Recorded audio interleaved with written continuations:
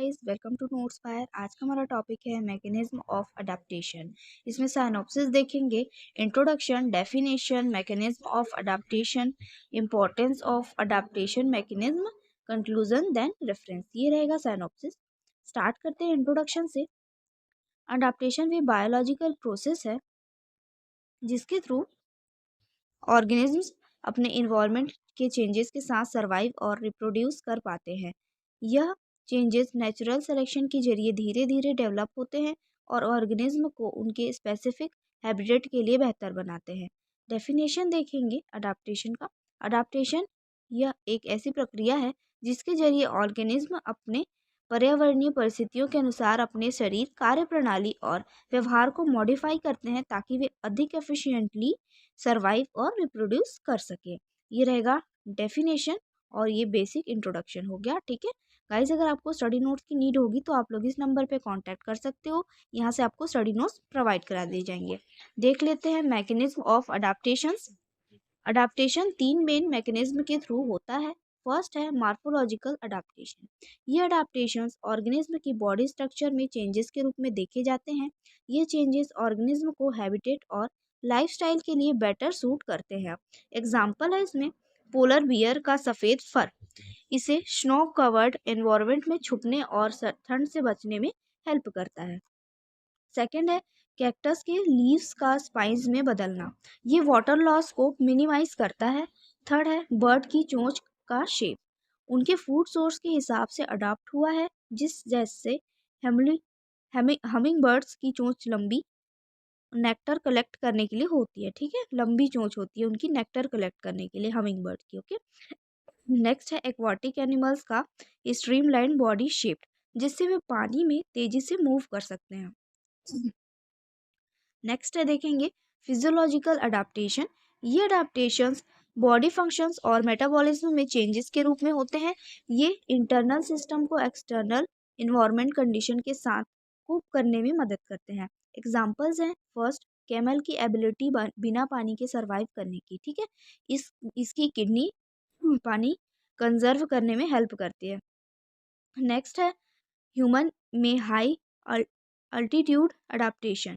Humans में high altitude adaptation, पहाड़ों में रहने वाले लोगों में ज़्यादा आरबीसीएस होता है ताकि वे कम ऑक्सीजन में सरवाइव कर सकें।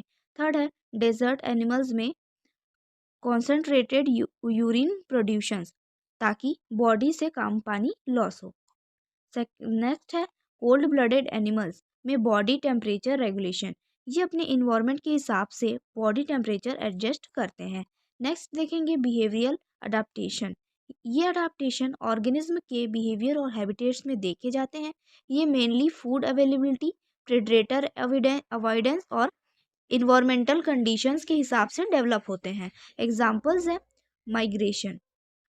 फर्स्ट है माइग्रेशन, बर्ड्स जैसे कि साइबेरियन क्रेन ठंडे इलाकों से गर्म जगहों की तरफ माइग्रेट करते हैं। सेकेंड है हाइबरनेशन, बियर्स ठंड के मौसम में एनर्जी कंजर्व करने के लिए लंबे समय तक सोते हैं। ठीक है, एनर्जी कंजर्व करने के लिए। थर्ड है नॉक्टर्नल बिहेवियर, आउल और बैट्स रात में एक्टिव रहते हैं ताकि दिन की शिकारियों से बच सके। नेक्स्ट है कॉमेफ्लूज, कैमेलॉन अपने रंग बदलकर प्रेडेटर से बचता है। नेक्स्ट है देखेंगे इंपॉर्टेंस ऑफ अडाप्टेशन मैकेनिज्म। निम्नलिखित अनुकूलन प्रक्रियाएं जीवों के अस्तित्व, विकास और पारिस्थितिक तंत्र को के संतुलन बनाए रखने में महत्वपूर्ण भूमिका निभाती है। इसमें फर्स्ट है सर्वाइवल, ऑर्गेनिज्म अपने वातावरण में होने वाले परिवर्तनों के अनुसार स्वयं को ढालकर प्रतिकूल परिस्थितियों में भी जीवित रह सकते हैं। नेक्स्ट है रिप्रोडक्शन, अच्छी तरह अनुकूलित स्पीसीज अधिक प्रभावी ढंग से प्रजनन कर सकती है, जिससे उनकी संख्या बनी रहती है और प्रजातियां विलुप्त होने से बचती हैं। थर्ड है बायोडायवर्सिटी मेंटेन करना, विभिन्न प्रकार के अनुकूलन के कारण पारिस्थितिक तंत्र में अलग अलग जीवों की विविधता बनी रहती है, जिससे जैव विविधता को संरक्षित किया जा सकता है। नेक्स्ट है इकोलॉजिकल बैलेंस, अनुकूलन जीवों की पारिस्थितिक भूमिकाओं को निर्धारित करता है, जिससे भोजन श्रृंखला संतुलित रहती है और पारिस्थितिक तंत्र का संतुलन बना रहता है। नेक्स्ट है कंक्लूजन, देख लेते हैं। ठीक है, अडाप्टेशन ऑर्गेनिज्म के सर्वाइवल और एवोल्यूशन के लिए एसेंशियल प्रोसेस है। यह मार्फोलॉजिकल, फिजियोलॉजिकल और बिहेवियरल मैकेनिज्म के जरिए डेवलप होता है और स्पीसीज को उनके हैबिटेट में एफिशिएंटली सरवाइव करने में मदद करता है। ह्यूमन एक्टिविटीज़ कई स्पीसीज के अडाप्टेटिव मैकेनिज्म को डिस्टर्ब करती है डिस्टर्ब कर रही है, जिससे कंजर्वेशन एफर्ट्स ज़रूरी हो जाते हैं।